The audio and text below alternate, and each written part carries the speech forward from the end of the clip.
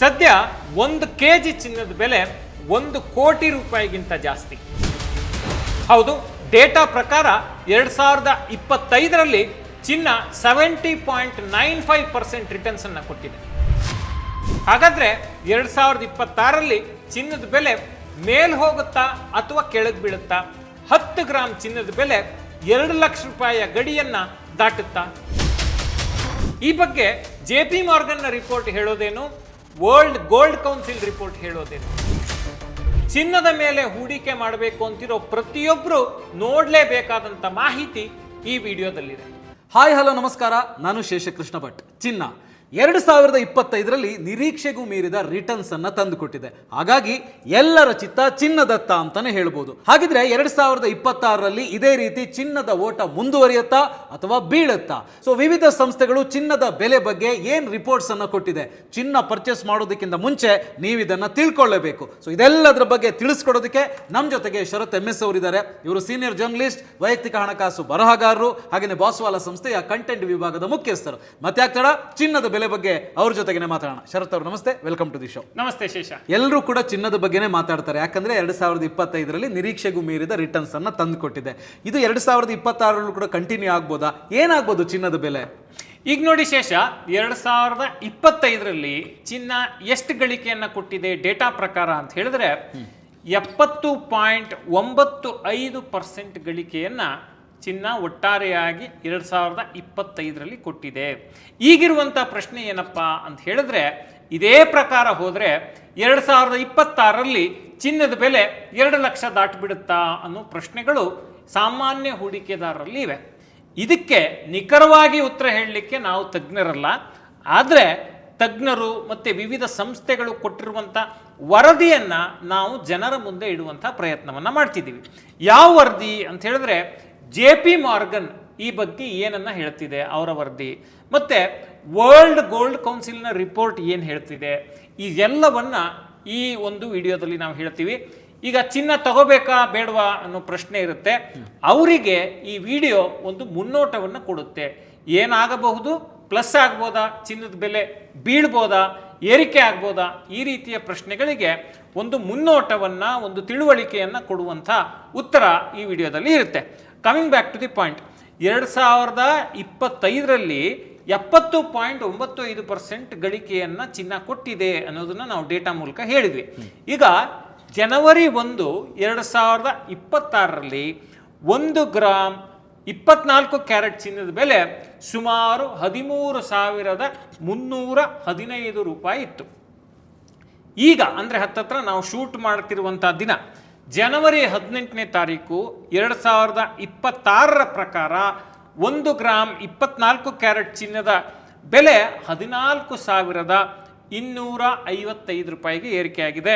ಅಂದರೆ ಪ್ರತಿ ಗ್ರಾಮ್ ಮೇಲೆ 7.06% ಏರಿಕೆಯಾಗಿದೆ ಕೇವಲ 18 ದಿನಗಳಲ್ಲಿ. ಇದು ಹೀಗೆ ಉಳ್ಕೊಳ್ಳುತ್ತಾ ಗೊತ್ತಿಲ್ಲ, ಬೀಳುತ್ತಾ ಗೊತ್ತಿಲ್ಲ, ಮುಂದೆ ಹೋಗುತ್ತಾ ಗೊತ್ತಿಲ್ಲ. ಇದ್ರ ಬಗ್ಗೆ ನಾವು ಉತ್ತರವನ್ನು ಕಂಡುಕೊಳ್ಬೇಕಾಗಿದೆ. ಇಷ್ಟೆಲ್ಲ ಇರುವಾಗ ಇರುವಂಥ ಪ್ರಶ್ನೆ ಏನಪ್ಪ ಅಂತ ಹೇಳಿದ್ರೆ, ಚಿನ್ನ 2 ಲಕ್ಷಕ್ಕೆ ಮುಟ್ಟುತ್ತಾ, ಯಾವಾಗ ಮುಟ್ಟೋ ಸಾಧ್ಯತೆ ಇದೆ, ಈ JP ಮಾರ್ಗನ್ ವರದಿ ಏನು ಹೇಳುತ್ತೆ ಅಂತೆಲ್ಲ ನಾವು ಒಂದು ಒಳನೋಟವನ್ನು ನೋಡಬೇಕಾಗುತ್ತೆ. ಈ 2020ರಿಂದ 2025ರ ಅವಧಿ ಇದೆಯಲ್ಲ ಶೇಷ, ಈ ಅವಧಿಯಲ್ಲಿ ಚಿನ್ನ ಒಟ್ಟು ಕೊಟ್ಟಂಥ ಗಳಿಕೆ ಎಷ್ಟಪ್ಪ ಅಂತ ಹೇಳಿದ್ರೆ 173.78%, 173.78%. ಅಂದರೆ ಈಗ ಉದಾಹರಣೆಗೆ ಚಿನ್ನದ ಮೇಲೆ 2020ರಲ್ಲಿ ನೀವು 1 ಲಕ್ಷ ರೂಪಾಯಿ ಹೂಡಿಕೆ ಮಾಡಿದರೆ ಇಂದು ಅದರ ಮೌಲ್ಯ 2.74 ಲಕ್ಷ ರೂಪಾಯಿ ಆಗ್ತಿತ್ತು. 2020ರಲ್ಲಿ 1 ಲಕ್ಷ ಹೂಡಿಕೆ ಮಾಡಿದರೆ 2025ರ ವೇಳೆಗೆ ಅದರ ಮೌಲ್ಯ 2,74,000 ರೂಪಾಯಿ ಆಗಿರ್ತಿತ್ತು. ಇದು ಕಳೆದ 5 ವರ್ಷಗಳಲ್ಲಿ ಬ್ಯಾಂಕ್ FD, ಬಹುತೇಕ ಮ್ಯೂಚುವಲ್ ಫಂಡ್ಗಳು ಮತ್ತು ಅನೇಕ ಉತ್ತಮ ಷೇರುಗಳಿಗಿಂತಲೂ ಹೆಚ್ಚು ಲಾಭವನ್ನು ನೀಡಿದೆ. ಆದರೆ ಇದು ಲಾಭ ಮುಂದೇನೂ ಕೊಟ್ಟುಬಿಡುತ್ತೆ, ಹಿಂದೆ ಕೊಟ್ಟಿರಂಗೆ ಅನ್ನೋದಕ್ಕೆ ಯಾವುದೇ ತಾಳಮೇಳ ಇಲ್ಲ.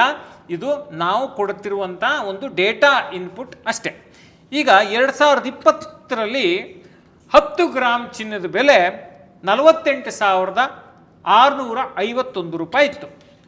2021ರಲ್ಲಿ 48,720 ರೂಪಾಯಿ.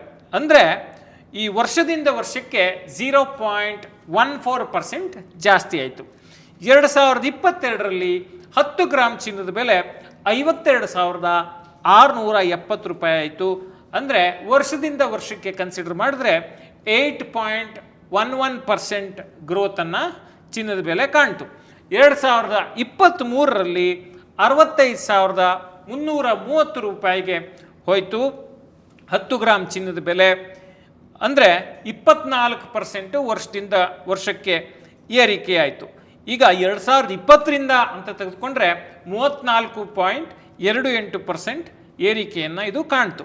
2024ರಲ್ಲಿ 10 ಗ್ರಾಮ್ ಚಿನ್ನದ ಬೆಲೆ 77,913 ರೂಪಾಯಿಗೆ ಹೋಯಿತು.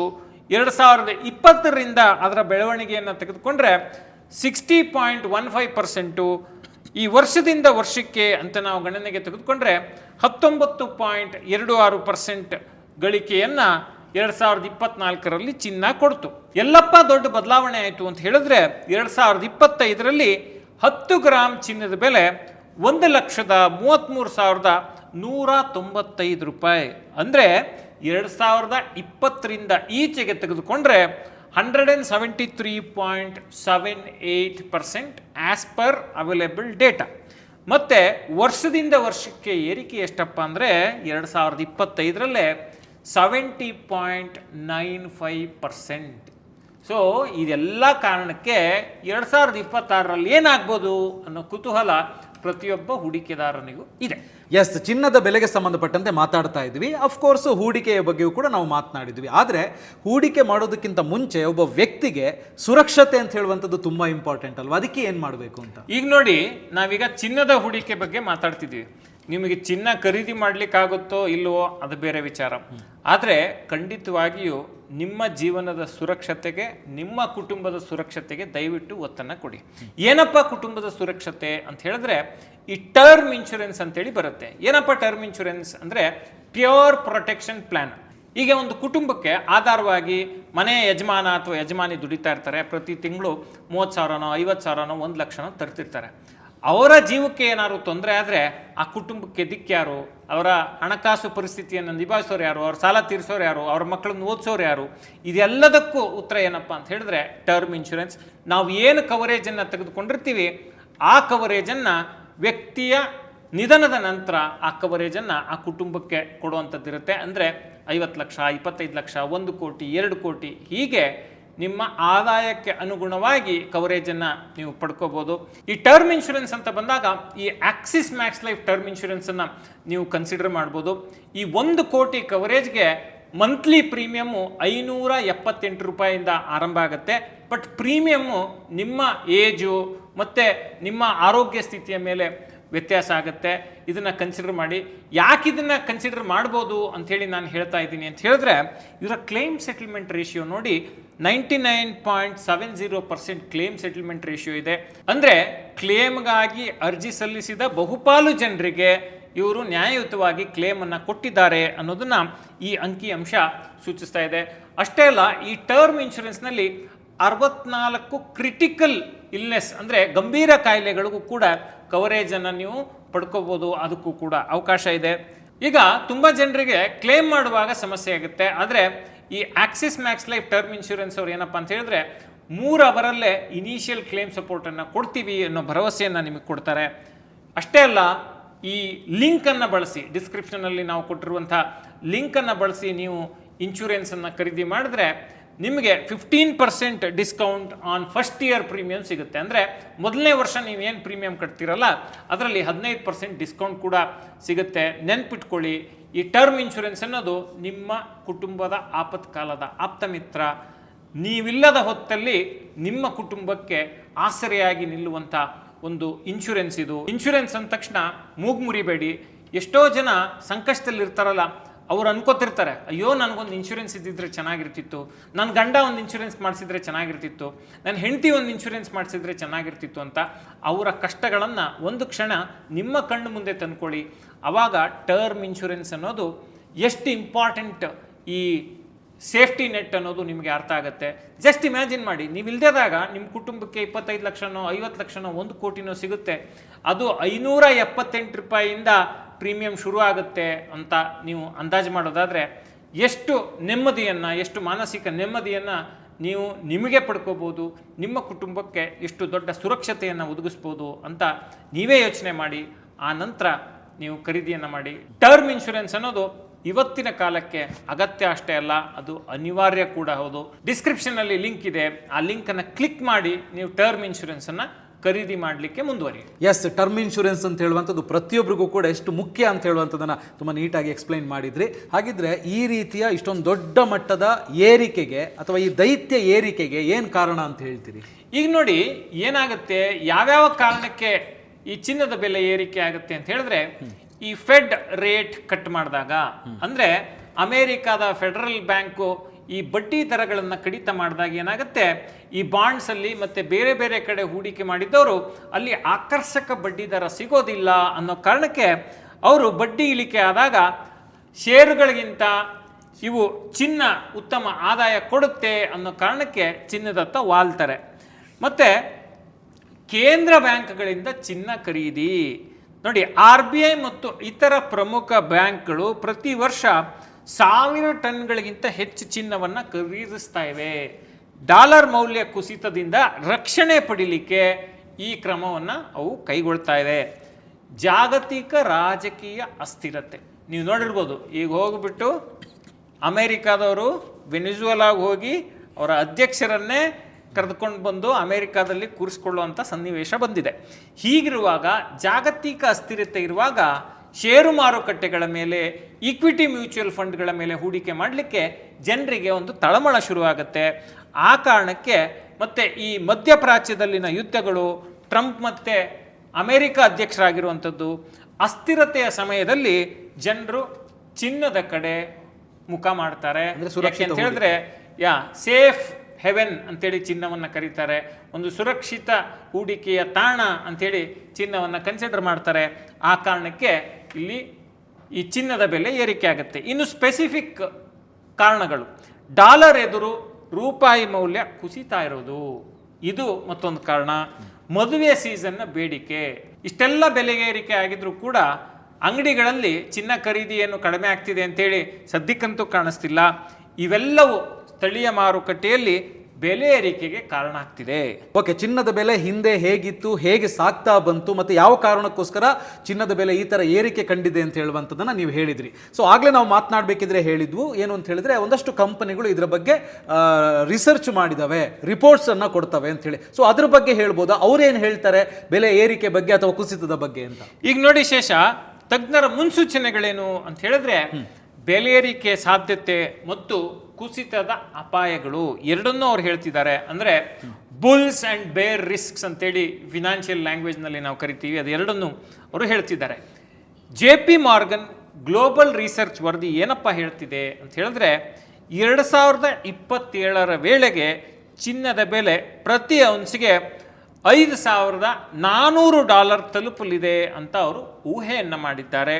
ಇದರ ಅರ್ಥ ಡಿಸೆಂಬರ್ 2026 ವೇಳೆಗೆ ಪ್ರತಿ 10 ಗ್ರಾಮ್ ಚಿನ್ನದ ಬೆಲೆ 1,60,000 ದಾಟಲಿದೆ ಅನ್ನೋದು ವರದಿ ಪ್ರಕಾರ ನಮಗೆ ಸಿಗುತ್ತಿರುವಂಥ ಮಾಹಿತಿ. ಆದರೆ ಈಗೇನಪ್ಪ ಅಂತ ಹೇಳಿದ್ರೆ, ಇದು ಹೀಗೇ ಆಗ್ಬಿಡುತ್ತೆ ಅಂಥೇಳಿ ಹೇಳಲಿಕ್ಕೆ ಕಷ್ಟ. ಅಂದರೆ ಹೆಚ್ಚುವರಿ ವೆಚ್ಚಗಳೊಂದಿಗೆ ಭಾರತದಲ್ಲಿನ ಬೆಲೆಯನ್ನು ನೋಡೋದಾದರೆ, ಭಾರತದ ಮಳಿಗೆಗಳಿಗೆ ಪ್ರೀಮಿಯಂ ಶುಲ್ಕ ಪ್ಲಸ್ ರೂಪಾಯಿ ಮೌಲ್ಯದ ಕುಸಿತವನ್ನು ಸೇರಿಸಿದರೆ ಬೆಲೆ 1.85 ಲಕ್ಷದಿಂದ 2.1 ಲಕ್ಷ ತಲುಪುವ ಸಾಧ್ಯತೆ ಇದೆ ಅನ್ನೋದನ್ನು ಈ JP ಮಾರ್ಗನ್ ಗ್ಲೋಬಲ್ ವರದಿ ಹೇಳ್ತಾ ಇದೆ. ಯಾಕೆ ಅವರು ಈ ರೀತಿ ಹೇಳ್ತಿದ್ದಾರೆ? 3 ಸ್ಪಷ್ಟ ಕಾರಣಗಳನ್ನು ಅದಕ್ಕೆ ಅವರು ಹೇಳ್ತಾರೆ. ದೊಡ್ಡ ಬ್ಯಾಂಕುಗಳು ಪ್ರತಿ 3 ತಿಂಗಳಿಗೊಮ್ಮೆ 585 ಟನ್ ಚಿನ್ನವನ್ನು ಖರೀದಿ ಮಾಡ್ತಾ ಇವೆ. RBI ಕೂಡ ಹೆಚ್ಚಿನ ಪ್ರಮಾಣದಲ್ಲಿ ಚಿನ್ನವನ್ನು ಖರೀದಿ ಮಾಡ್ತಾ ಇದೆ. ಗೋಲ್ಡ್ ETF-ಗಳು ಮಾರುಕಟ್ಟೆಯಿಂದ ಹೆಚ್ಚಿನ ಪೂರೈಕೆಯನ್ನು ತಮ್ಮತ್ತ ಸೆಳೆದುಕೊಳ್ತಾ ಇವೆ. ಡಾಲರ್ ಮೌಲ್ಯ ಕುಸಿತಾ ಇರೋದು ಪ್ಲಸ್ ಎಲ್ಲ ದೇಶಗಳ ಬಡ್ಡಿ ದರ ಕಡಿಮೆ ಆಗ್ತಿರೋದು ಚಿನ್ನಕ್ಕೆ ಪೂರಕವಾದ ಒಂದು ಸಮಯ, ಅಂದರೆ ಚಿನ್ನದ ಬೆಲೆ ಏರಿಕೆಗೆ ಪೂರಕವಾದ ಒಂದು ಸಮಯ ಅನ್ನೋ 3 ಕಾರಣಗಳನ್ನು ಈ JP Morgan ಗ್ಲೋಬಲ್ ರಿಪೋರ್ಟ್ ಹೇಳ್ತಾ ಇದೆ. ಹಾಗಿದ್ರೆ ಚಿನ್ನದ ಬೆಲೆ ಬೀಳೋ ಸಾಧ್ಯತೆ ಇಲ್ವಾ? ಈಗ ನೋಡಿ ಶೇಷ, ಈಗ ಬೀಳೋ ಸಾಧ್ಯತೆಯನ್ನು ಹೇಳಿದ್ದಾರೆ, ಆದರೆ ಯಾರು ಹೇಳಿದ್ದಾರೆ ಅನ್ನೋದನ್ನ ನಾನು ಮುಂದೆ ಬರ್ತೀನಿ.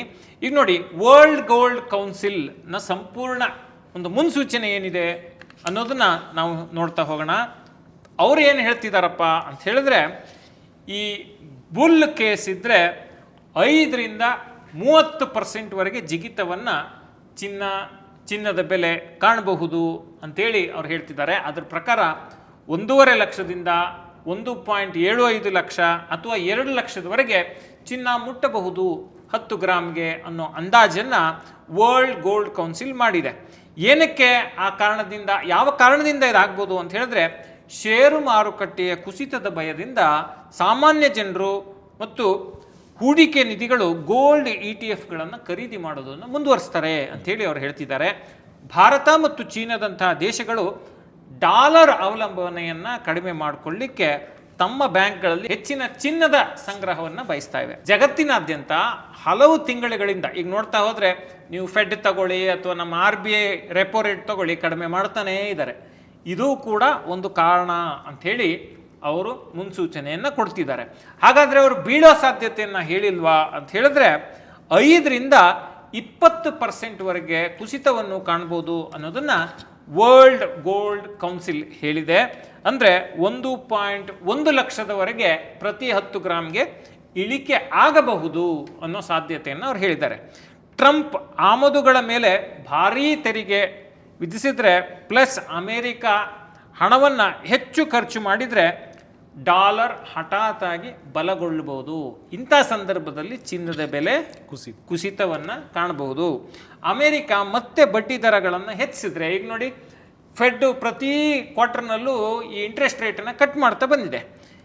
ಆಗ ಒಂದು ವೇಳೆ ಇಂಟ್ರೆಸ್ಟ್ ರೇಟನ್ನು ಜಾಸ್ತಿ ಮಾಡಿದ್ರೆ ಜನ ಚಿನ್ನದಿಂದ ತೆಗೆದು ಬಾಂಡ್ಗಳ ಕಡೆ ಅಥವಾ ಫಿಕ್ಸ್ಡ್ ಇನ್ಸ್ಟ್ರೂಮೆಂಟ್ಸ್ ಕಡೆ ಅವರು ವಾಲ್ಬಹುದು ಅನ್ನೋದನ್ನ ಈ ರಿಪೋರ್ಟ್ ಹೇಳ್ತಿದೆ. ಜಾಗತಿಕ ಷೇರು ಮಾರುಕಟ್ಟೆಗಳು ಭಾರೀ ಏರಿಕೆ ಕಂಡ್ರೆ ಸುರಕ್ಷತೆಗಾಗಿ ಚಿನ್ನದ ಅಗತ್ಯ ಯಾರಿಗೂ ಬೀಳೋದಿಲ್ಲ. ಏನಾಗುತ್ತೆ, ಸೇಫ್ ಹೆವೆನ್ ಅಂತೇಳಿ ಎಲ್ಲ ತಗೊಂಬಂದು ಚಿನ್ನಕ್ಕೆ ಹಾಕ್ತಾರೆ. ಸ್ಟಾಕ್ ಮಾರ್ಕೆಟಲ್ಲಿ ಒಂದು ಬುಲ್ ರನ್ ಶುರು ಆಯಿತು ಅಂತ ಅಂದ್ಕೊಳ್ಳಿ, ಆವಾಗ ಅಲ್ಲಿ ಗಳಿಕೆಯ ಸಾಧ್ಯತೆ ತುಂಬ ಜಾಸ್ತಿ ಅಂಥೇಳಿ ಅಲ್ಲಿ ತೆಗೆದುಕೊಂಡು ಹೋಗಿ ಹೂಡಿಕೆಯನ್ನು ಮಾಡುವಂಥ ಸಾಧ್ಯತೆ ಇರುತ್ತೆ. ಸೊ ಆ ಸಂದರ್ಭದಲ್ಲಿ ಚಿನ್ನ 5ರಿಂದ 20% ಅಂದರೆ 1.1 ಲಕ್ಷದವರೆಗೆ 10 ಗ್ರಾಮ್ಗೆ ಇಳಿಕೆಯನ್ನು ಕಾಣುವ ಸಾಧ್ಯತೆ ಇದೆ ಅನ್ನೋದನ್ನ ವರ್ಲ್ಡ್ ಗೋಲ್ಡ್ ಕೌನ್ಸಿಲ್ ರಿಪೋರ್ಟ್ ಹೇಳ್ತಾ ಇದೆ. ಸೊ ಹಾಗಿದ್ರೆ ಇವರು ಚಿನ್ನದ ಬೆಲೆ ಸತತವಾಗಿ ಏರೋದಕ್ಕೆ ಏನೇನು ಕಾರಣಗಳನ್ನು ಕೊಡ್ತಾರೆ? ಈಗ ನೋಡಿ, ಈ ಚಿನ್ನದ ಬೆಲೆ ಸತತವಾಗಿ ಏರೋದಕ್ಕೆ ಸ್ಪಷ್ಟ ಕಾರಣಗಳು. ಒಂದೇದು ದುರ್ಬಲ ಅಮೆರಿಕನ್ ಡಾಲರ್. ಈಗ ಡಾಲರ್ ಮೌಲ್ಯ ಕುಸಿದಾಗ ಚಿನ್ನದ ಬೆಲೆ ಸಹಜವಾಗಿಯೇ ಏರುತ್ತೆ. ಇದು ಸರಳವಾದ ಲೆಕ್ಕಾಚಾರ. RBIನ ನಿರಂತರ ಖರೀದಿ, ನಾವಾಗಲೇ ಹೇಳಿದ್ದೀವಿ, ಭಾರತದ ಕೇಂದ್ರ ಬ್ಯಾಂಕ್ ತನ್ನ ಸಂಗ್ರಹಕ್ಕೆ ನಿರಂತರವಾಗಿ ಚಿನ್ನವನ್ನು ಸೇರಿಸ್ತಾ ಇದೆ. ಈಗ ದಾಖಲೆ ಮಟ್ಟದ ಸಂಗ್ರಹ ಆಲ್ರೆಡಿ ಇದೆ. ಹೂಡಿಕೆ ನಿಧಿಗಳಿಂದ ಪೂರೈಕೆಯ ಕೊರತೆ 3ನೇ ಕಾರಣ. ಗೋಲ್ಡ್ ETFಗಳು ಪ್ರತಿ ವರ್ಷ 250ಕ್ಕಿಂತಲೂ ಹೆಚ್ಚು ಟನ್ ಚಿನ್ನವನ್ನು ಖರೀದಿ ಮಾಡ್ತಾ ಇವೆ. ಇದರಿಂದ ಆಭರಣ ಮಳಿಗೆಗಳಿಗೆ ಕಡಿಮೆ ಚಿನ್ನ ಉಳಿತಾ ಇದೆ. ಭಾರತೀಯ ಮದುವೆ ಸೀಸನ್ನ ಮಹಿಮೆ, ಇದನ್ನು ನಾವು ತಳ್ಳಿ ಹಾಕೋಂಗೇ ಇಲ್ಲ. ಅಕ್ಟೋಬರ್ ಏಪ್ರಿಲ್ ಅವಧಿಯಲ್ಲಿ ಮದುವೆಯ ಉಡುಗೊರೆಗಳಿಗಾಗಿ ಚಿನ್ನ ಭಾರೀ ಬೇಡಿಕೆ ಇರುವುದರಿಂದ 10ರಿಂದ 15% ಹೆಚ್ಚುವರಿ ಆಗುತ್ತೆ ಅನ್ನೋದನ್ನ ಇವ್ರು ಹೇಳ್ತಿದ್ದಾರೆ. ನೋಡಿ, ಇದು ಏನನ್ನ ಹೇಳ್ತಿದೆ ಒಟ್ಟಾರೆ ರಿಪೋರ್ಟ್ ಅಂತ ಹೇಳಿದ್ರೆ, ಚಿನ್ನ ಏರ್ಲೂಬಹುದು, ಬೀಳಲೂಬಹುದು ಅನ್ನೋ ಸಾಧ್ಯತೆಯನ್ನು ಹೇಳ್ತಿದ್ದಾರೆ. ನೀವು ಹೂಡಿಕೆ ಮಾಡೋಕ್ಕೆ ಮುಂಚೆ ರಿಸರ್ಚ್ ಮಾಡಿ. ನಿಮಗೆ ತಿಳಿಲಿಲ್ಲ ಅಂತ ಹೇಳಿದ್ರೆ ಈ ಸೆಬಿ ನೋಂದಾಯಿತ ಹಣಕಾಸು ತಜ್ಞರ ಸಲಹೆಯನ್ನು ಪಡೆಯಿರಿ. ನಾವು ವೈಯಕ್ತಿಕವಾಗಿ ಈ ಸೆಬಿ ನೋಂದಾಯಿತ ಹಣಕಾಸು ತಜ್ಞರಲ್ಲ, ಸಲಹೆಗಾರರಲ್ಲ. ನಾವು ಈಗೇನು ಮಾಹಿತಿಯನ್ನು ಕೊಟ್ಟಿದ್ದೀವಿ ಇದು ಹಣಕಾಸು ಶಿಕ್ಷಣದ ಉದ್ದೇಶಕ್ಕಾಗಿ ಮಾತ್ರ, ಫಿನಾನ್ಷಿಯಲ್ ಎಜುಕೇಷನ್ ಪರ್ಪಸ್ಗೆ ಕೊಟ್ಟಿರುವಂಥ ಮಾಹಿತಿ. ಇದು ಹೂಡಿಕೆ ಶಿಫಾರಸಲ್ಲ, ಅಂದರೆ ಇನ್ವೆಸ್ಟ್ಮೆಂಟ್ ಅಡ್ವೈಸ್ ಅಲ್ಲ ಅನ್ನೋದನ್ನು ನಾವು ಸ್ಪಷ್ಟವಾಗಿ ಈ ವಿಡಿಯೋ ಮೂಲಕ ಹೇಳ್ತಾ ಇದ್ದೀವಿ. Yes thank you very much Sharath ಅವರು. ಯಾಕಂದರೆ ಚಿನ್ನದ ಬೆಲೆ ಮೇಲೆ ಹೋಗ್ಬೋದಾ ಕೆಳಗಡೆ ಬೀಳುತ್ತಾ ಅಂತ ಹೇಳುವಂಥದ್ದು ಪ್ರತಿಯೊಬ್ಬರಲ್ಲೂ ಕೂಡ ಇದೆ, ಚರ್ಚೆ ಮಾಡ್ತಾನೆ ಇದ್ದಾರೆ, ಹೂಡಿಕೆ ಮಾಡೋದಾ ಬೇಡವಾ ಅಂತೇಳಿ. ಸೊ ಇನ್ ಡೀಟೇಲ್ ಆಗಿ ಇದನ್ನು ತಿಳಿಸ್ಕೊಟ್ಟಿದ್ದೀರಿ. ಬಟ್ ಆಫ್ಕೋರ್ಸ್ ಯಾರೇ ಆಗಲಿ ಚಿನ್ನದ ಮೇಲೆ ಹೂಡಿಕೆ ಮಾಡಬೇಕು ಅಂತ ಹೇಳಿದಾಗ ಒಂದು ಅವರೇ ರಿಸರ್ಚ್ ಮಾಡಬೇಕು ಅಥವಾ ಸೆಬಿ ರಿಜಿಸ್ಟರ್ಡ್ ತಜ್ಞರ ಸಲಹೆ ಪಡೆದು ಅವರು ಇನ್ವೆಸ್ಟ್ ಮಾಡೋದು ಒಳ್ಳೆಯದು. Thank you very much Sharath. Thank you Shesha. Yes. So ಈ ವಿಡಿಯೋ ನಿಮಗೆ ಇಷ್ಟ ಆಗಿದೆ ಅಂದರೆ ಲೈಕ್ ಮಾಡಿ, ಶೇರ್ ಮಾಡಿ, ಹಾಗೆಯೇ ಬಾಸ್ವಾಲಾ ಕನ್ನಡ ಚಾನಲನ್ನು ಸಬ್ಸ್ಕ್ರೈಬ್ ಮಾಡಿ. Bosswala. Be the boss.